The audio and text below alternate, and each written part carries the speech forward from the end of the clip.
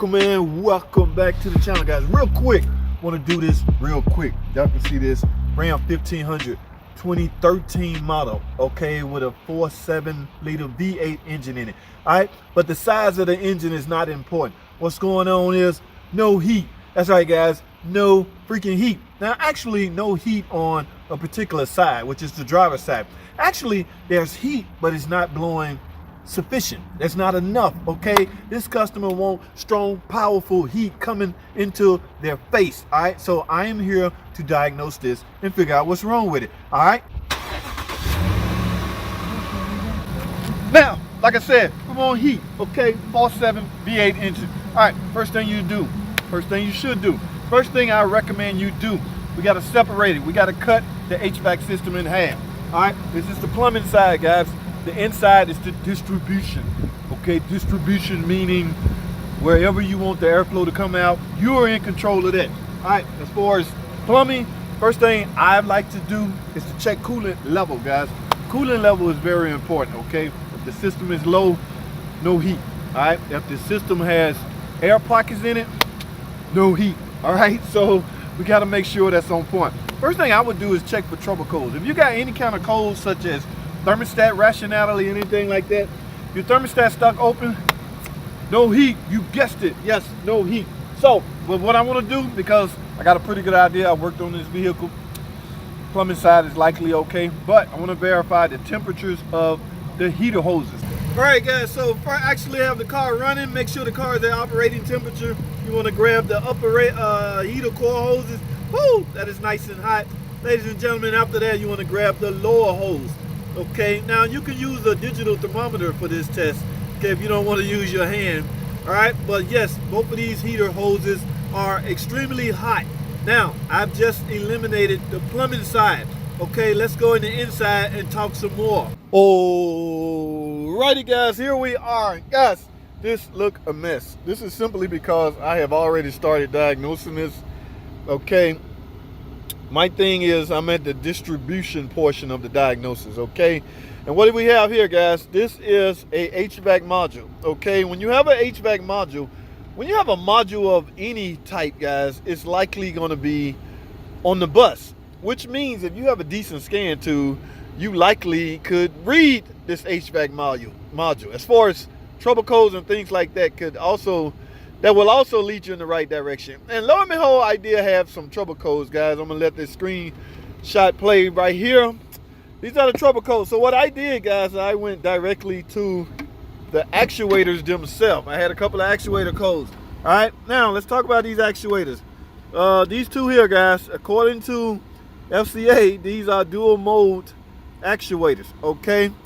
One right here, one right here. You will have a temp door, blend door actuator right here. And of course, the recirc actuator will be over here. Now, I verified these manually. Let me talk about my complaint real quick. All right, I am on heater. The heater is blowing hot and full strength, but only on one side, guys, the passenger side. Okay, I do not have full strength out of the driver's side.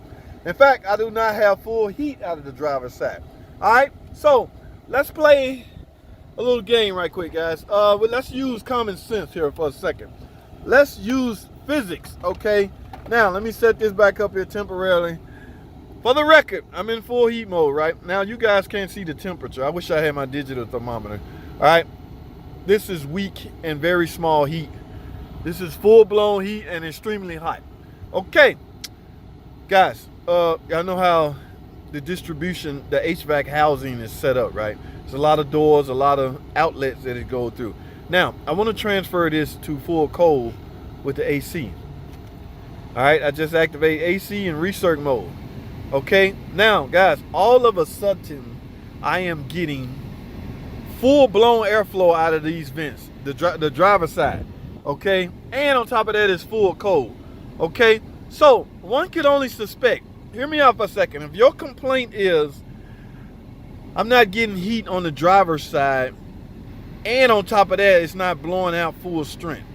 Guys, that is a pure sign of a partially clogged heater core. Okay, yes, a partially clogged heater core. Not only is the heat not getting to the other side, but with that restriction that's there, it's likely restricting airflow as well. All right, I see these complaints all the time, guys. First thing I did when I got this, when he called me up, I went to, I'm no different than anybody else. I went to YouTube, guys. I put it in the search engine, and guess who was the first channel to pop up? Yes, my good friend, Uncle Mark, DIY channel. Yes, Uncle Mark did a video on the Dodge Ram trucks. Several years he have in the title, okay?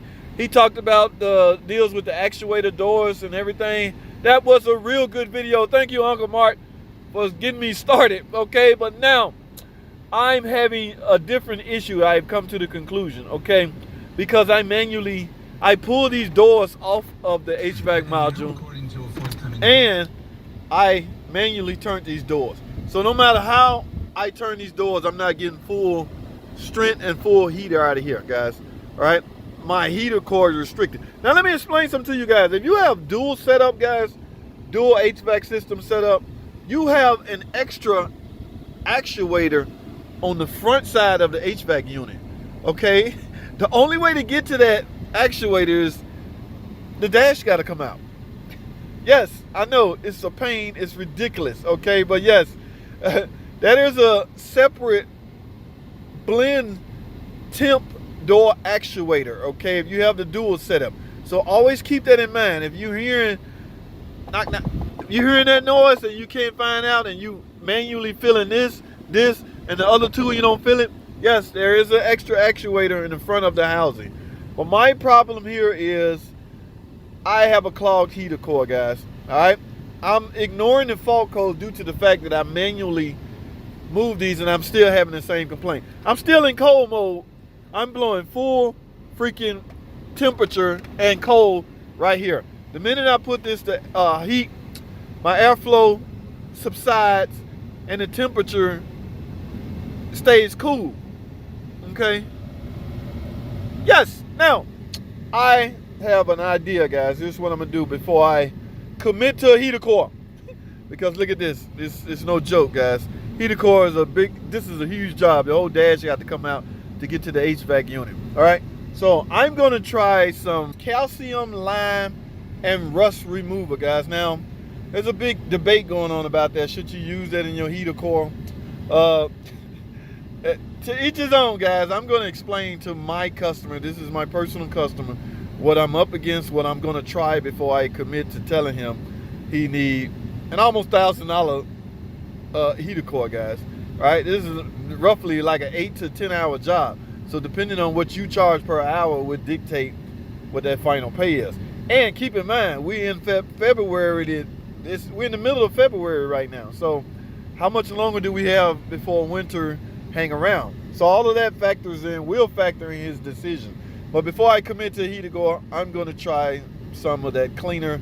I heard I can't go to auto parts store, so I'm gonna go to like a Walmart and see if they got some. All right, guys, from looking at this picture, you can see where the actuators, motor door actuators are located. And remember, guys, if you have a dual climate setup, you're gonna have another actuator in the front, okay? Now that one will require you to remove the HVAC housing, all right, in order to gain access to it, okay? So if you got a single head system, you only have these three up front and the one on the recirc, okay? So now I'm back in the truck right now. I'm getting ready to put this back together because I basically was honest with my customer, okay? This is a huge job. It's gonna run him almost $1,000, guys. Depending on where I'm at, I may charge anywhere between $100 an hour or something like that. It's like an 8, 9, 10 hour job. All right, so it could easily add up to just total with the heater core and all the cooling and all that stuff. He'll be out of $1,000. And the good news, I gave him good news and bad news. Here's the bad news was that ridiculous estimate, right? The good news is we're in the middle of February. Guys, I'm here in Atlanta right now. I promise you, we're 65 degrees right now. All right, so if you want to look at it that way, technically one would suspect winter is not behind us, right? Yes, winter is behind us. The hardcore cold, freezing cold winter. I would like to suspect that's behind us. It's hard to spend $1,000 on your heater system when you're not even using the heater at the moment. Okay, now if we wake up in the morning as a snowstorm, 0 degrees, yes, he's gonna be wishing he had got it fixed. It's just one of those things, guys. And you're gonna get heat out of this side. You're getting full blown heat out of this side. It's just the restriction causing the and the farther we get down here, oh, it's really bad. None at all. And the strength is weak. So I can't, everybody's different, guys. I'm coming, this is my conclusion. All right. Some may say it's not the heater core. Some may say it's in the housing. Now, unless the door is just physically broken, and with an actuator removed, let me see, I don't even have the screws in here. Let me take this out. Like this.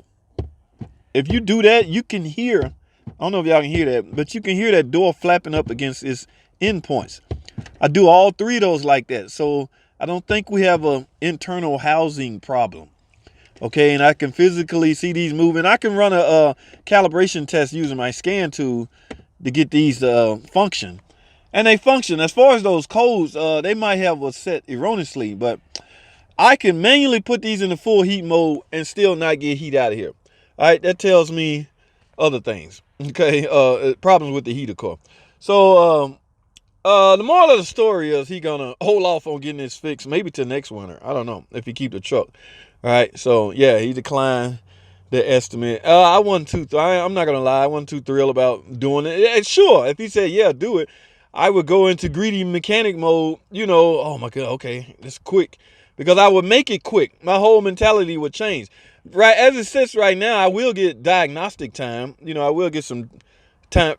I'm gonna get paid for my time checking it out. And guys, that's all I have. Let me finish. I gotta put all this back together, guys. Now I don't think this is just this easy to get to, guys. There's some panels and brackets I had to move. Yeah, I had to remove this whole thing right here in order to get to this. All right, so yes, it's not that easy. They're not gonna make it that easy. So let me put all these screws back in here, put my glove box, button everything back, and I'm done. He declined the work. That's that. All right, thanks for watching, guys.